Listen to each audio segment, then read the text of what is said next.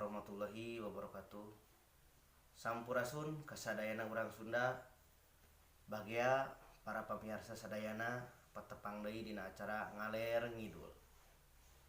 Dina dengatan ieu alhamdulillah tiasa deui ngawangkong sareng dulur-dulur sadayana, terutamina dina dengatan ayeuna teh bade ngabahas tentang bahasa Sunda mah sesah diartikeun gitu nya.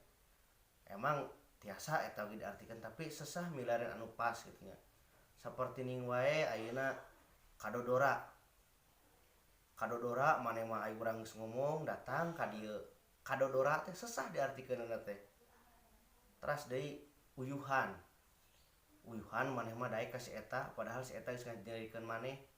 Teu tiasa diartikeun uyuhan oge nya. Salajengna deui ayeuna ngaliwet. Iwan poe Minggu ngaliwet. Coba artikeunna ngaliwet sesah eta teh nya. Salajengna deui hanas. Hanas aing geus bebeakan ka si eta. Si eta nama angger teh bogoheun ka urang. Hanas sami oge kitu sesah kitu nya. Salian ti hanas aya di giriwil lamun nguseup. Si bapa nguseup di balong langsung pak giriwil. Sesah deui nya.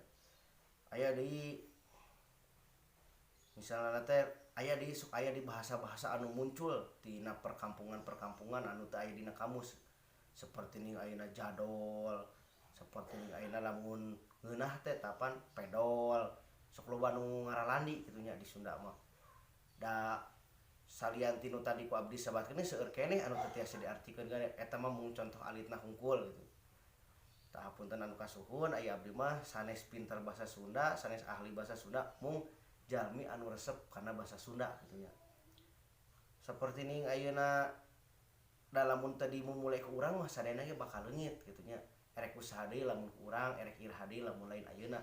Urang teh kudu ti ayeuna diajar bahasa Sunda anu sae tur merenah. Nah, jadi hebat bahasa Sunda mah nya sesah diartikeunna seperti kata-kata nu tadi teh hanas, kadodora, ngaliwet, giriwil, terus teh bororaah, pokona mah seueur nya. Tah sakitu heula dicekapkeun obrolan ngaler ngidul kanggo dangetan ayeuna.